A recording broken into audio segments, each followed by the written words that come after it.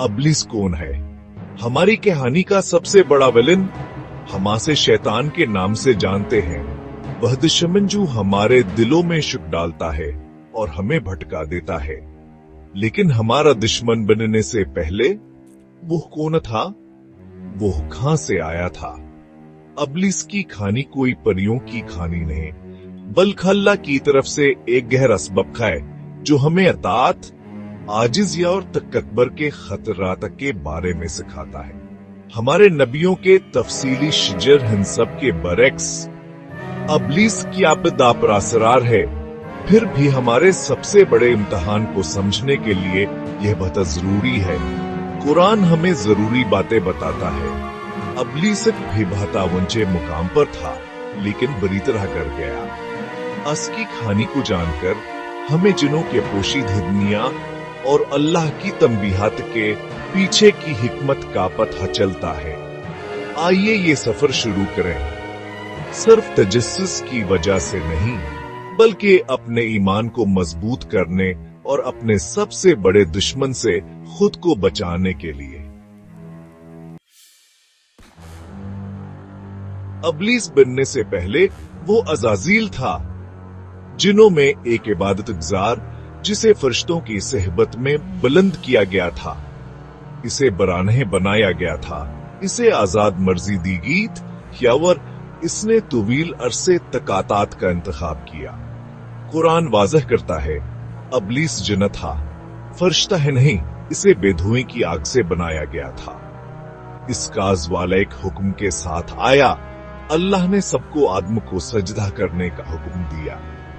फरिश्तों ने इताअत की, लेकिन अज़ाज़ील ने इनकार कर दिया, ये कहते हुए मैं इससे बेहतर हूं, तूने मुझे आग से बनाया और उसे मिट्टी से। इस लम्हे तकबर ने अज़ाज़ील को इब्लीस में बदल दिया। वो मलून और धतकारा हुआ। इसकी कहानी हमें खबरदार करती है, तकबर सिर्फ नाफरमानी नहीं, तबाही की तरफ ले जाता है। कोई भी इबादत तकबर से भरे दिल को नहीं बचा सकती। हकीकी कामयाबी आजिज़ी और अल्लाह की मर्जी के सामने सर तस्लीम खम करने में है। इब्लीस के वालिदैन कौन थे?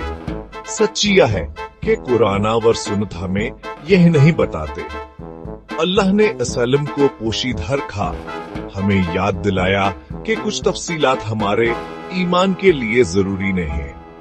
उलमा ने क्यास आराइयां की हैं, जैसे जंग को पहले जिन के तौर पर जिक्र किया है, लेकिन यह हमारे बुनियादी माखद से तस्दीक शुदा नहीं है।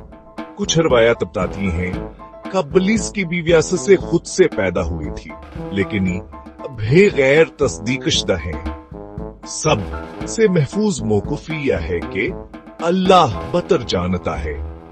अहम बात यह है कि इब्लीस जिनों में से है और उसकी औलाद है। गैर तस्दीक शुदा तफसीलात पर तो जहमर को करना तकबर हमारी जारी जद्दोजहद के हकीकी असबाक से हटाता है। अगरचे इब्लीस के वालिदैन नामालूम हैं, कुरान वाज़ेह है, इब्लीस की औलाद है। अल्लाह हमें खबरदार करता है कि इसे और इसकी औलाद को अपना दोस्त ना बनाओ, वह हमारे दुश्मन हैं। इब्लीस की विरासत शयातीन का एक कबीला है, जिनका मकसदा इंसानियत को गमराह करना है। वो सरगोशियां करते हैं, बहकाते हैं और फूट डालते हैं, हमारे खिलाफानत काम करते हैं। नबी आकर मसली अल्लाह अलैहिस्सलाम ने तस्दीक की कि हर इंसान का एक जिन साथी होता है जो बुराई पर अकसाता है। हमारा चैलेंज जान के असर को पहचानना और अल्लाह की पनाह मांगना है। इब्लीस की कहानी आज भी जारी है।